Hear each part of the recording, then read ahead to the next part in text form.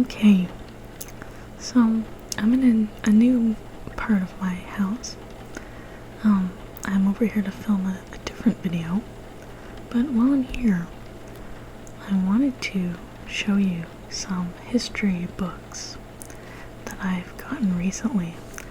I have a friend who sometimes calls these my old man books, and says I have an old man taste in literature, and I understand because I read a lot about shipwrecks. Well, there's a book I was reading. I was gonna find it, but I don't know where it went. But it's about the Endurance, the ship that got stranded in the ice, and the crew had to make an escape on land to safety. Anyway, I love a adventure story. I love a naval, a maritime story, and I love history. So let's take a look at these old man books. I have five old man books to show you that I'm very excited to read. The first one is called The Age of Wonder, and this is kind of more an exploratory book. It's basically almost like the history of exploration and discovery. Now, I am a sucker for that too.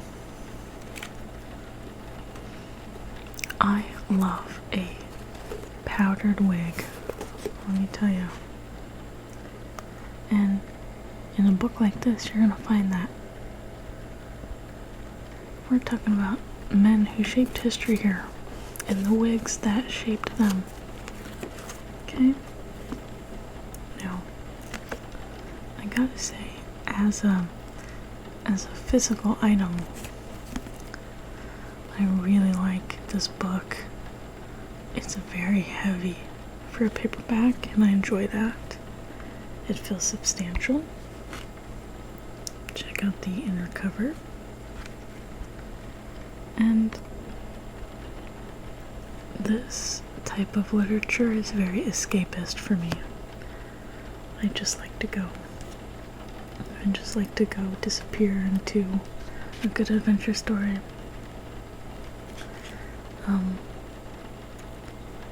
We have here a table of contents. Let's see. We've got Joseph Banks in Paradise, Herschel on the Moon, Balloonists in Heaven, Herschel Among the Stars, Mungo Park in Africa, Davy on the Grass, Dr. Frankenstein and the Soul, on and on and on and on. On and on. So, it's full of kings and voyages and scientists doing scientific things. And I thought that it seemed like a good book to read at nighttime, like before bed, maybe even at the beach. So that was The Age of Wonder by Richard Holmes. And that reminded me that I think Richard Holmes signed this copy. I got this at a used bookstore. And the inside here says, "To Xena, here's to the women scientists." Signed Richard Holmes. Signed right underneath his name in print.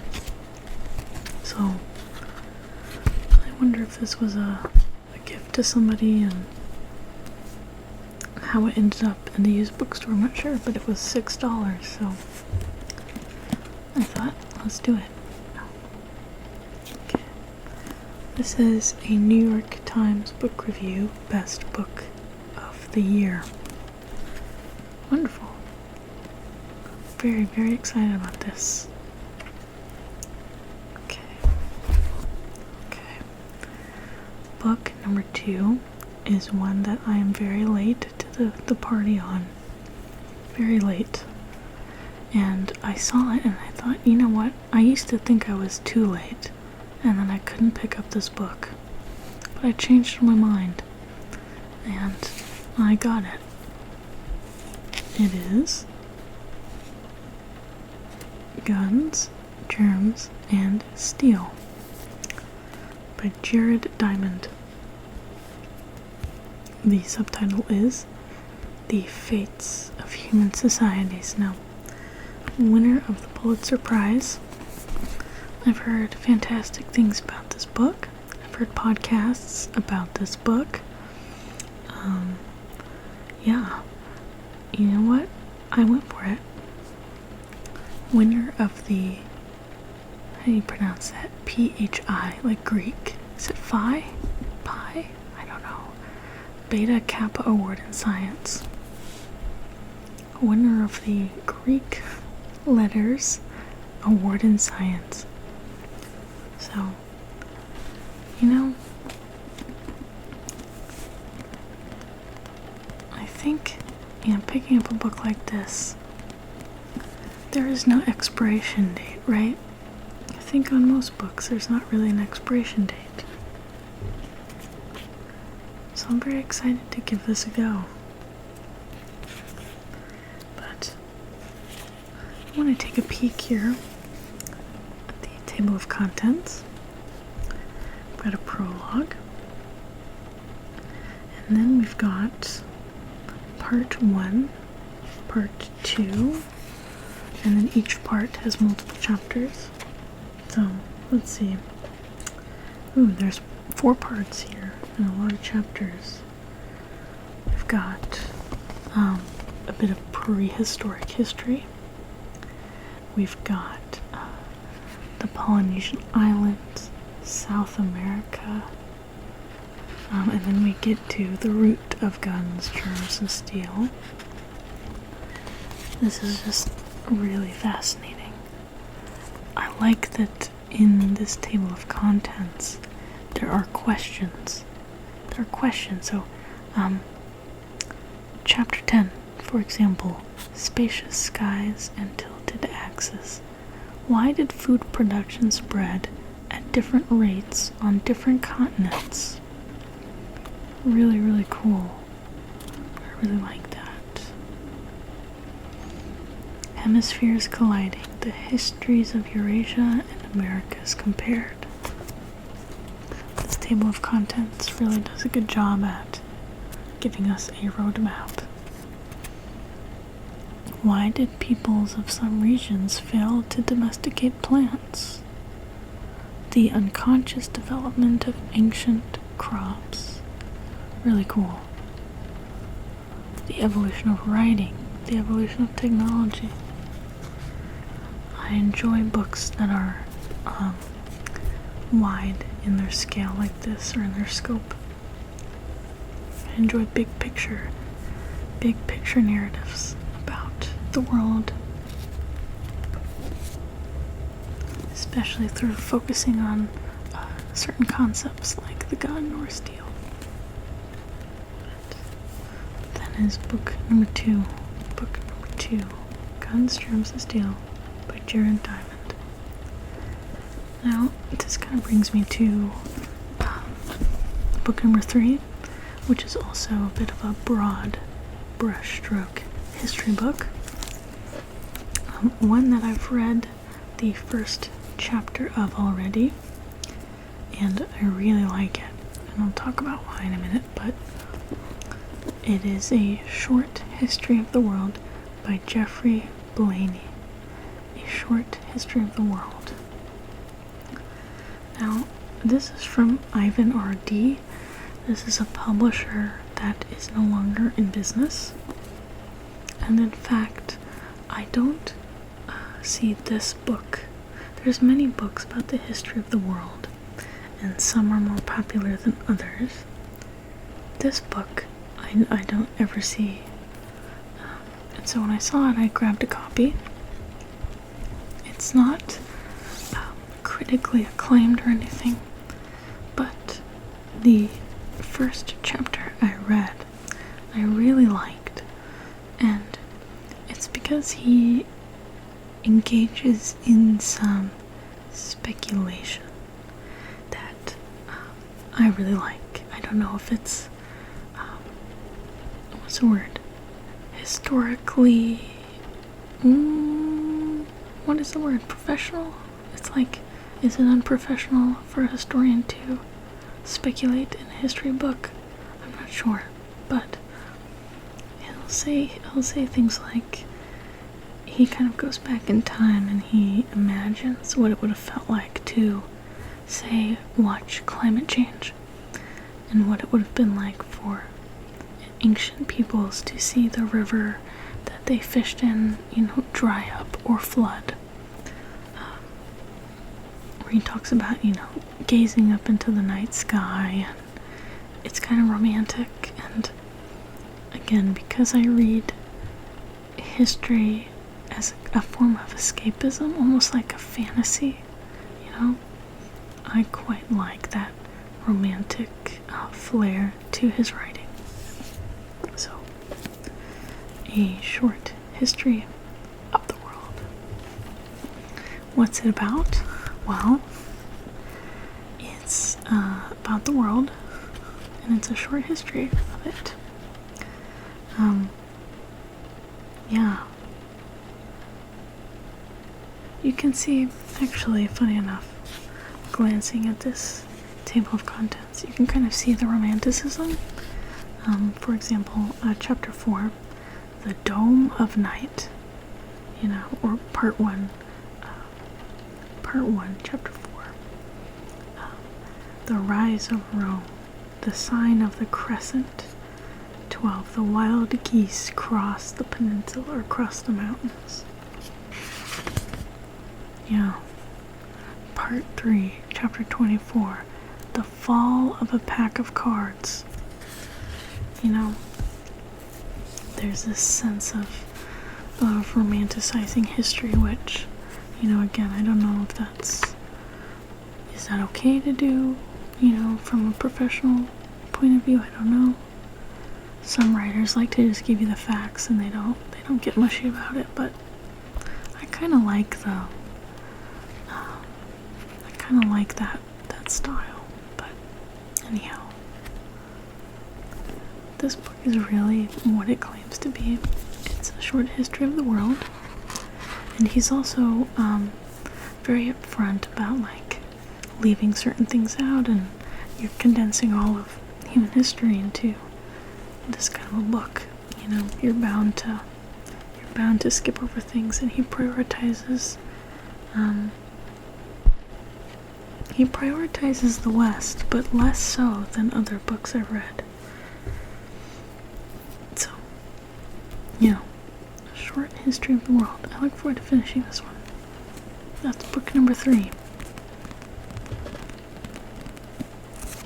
Book number 4 zooms in. We've got histories of the world, and now we're zooming in to Just. And check out this cover. I love this. The History of England. Just the History of England. This is by Jasper Ridley. Look at this cover. Look at that. On the spine it just says England. I think this is really cool. I really picked it up because I was intrigued by the cover. And this is also pretty straightforward. He mentions in the cover that it says England, England, or the English, have had the reputation of being the most violent people in Europe. Very interesting. There's a lot of history of conquerors in this.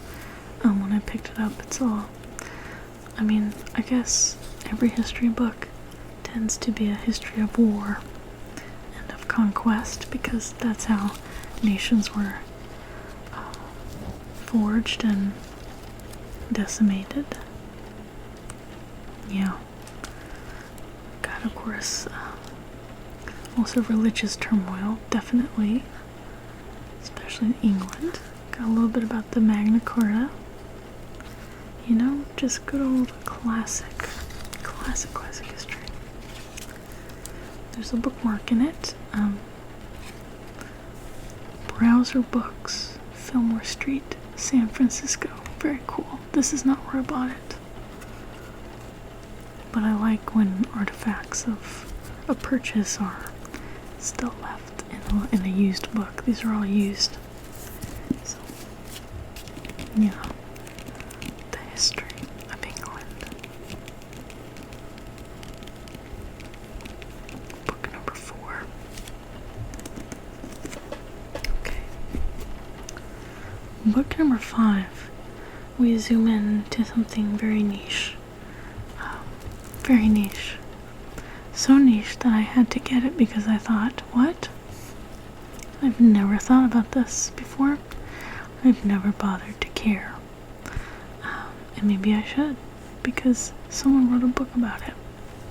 So let's check it out. Book number 5 in our last book for this video. We have also beautiful, beautiful cover. Okay. Travel in the Ancient World. Travel in the Ancient World by Lionel Casson. Check this out. Look at this graphic. It's also on the back. So, travel in the ancient world. I've never really thought much about it. I mean, I suppose my image is very much like this, of a kind of cart pulled by an animal. But you know what? I actually have no idea. Horses? Definitely. I also picture camels. And I also think about early roads, like cobblestone roads. Where I get all these images is probably from movies, and how all that's portrayed in movies, but I actually don't know. This book has got pictures in it, and it goes from Egypt to, Sicily, all over. It's got maps. Really everything I love in a history book. It's got a great old smell. And I love these pictures. This picture, it says, it's of a Roman wagon. The early 2nd century, drawn by a mule. Yeah. See? Really? I got this book because of complete ignorance. And I wanted to be surprised, so I'm really going into this with almost no knowledge at all. No knowledge at all. But I'm ready to be thrilled and chilled and delighted by travel in the ancient world by Lionel Casson. I'm ready to be thrilled. That is gonna do it for me in this video. I'm gonna put this with the others. See if we can't get a little stack going. Here we go. Oh. That is really heavy. Okay. Okay. Wow. That is that. 5 old man books. Let me tell you, old men and grandpas, they got the best taste in literature. I tell you, the books smell great. They got that old paper smell. Yeah, thank you very much for joining me in this video. I hope you found it entertaining and relaxing. I will see you in the next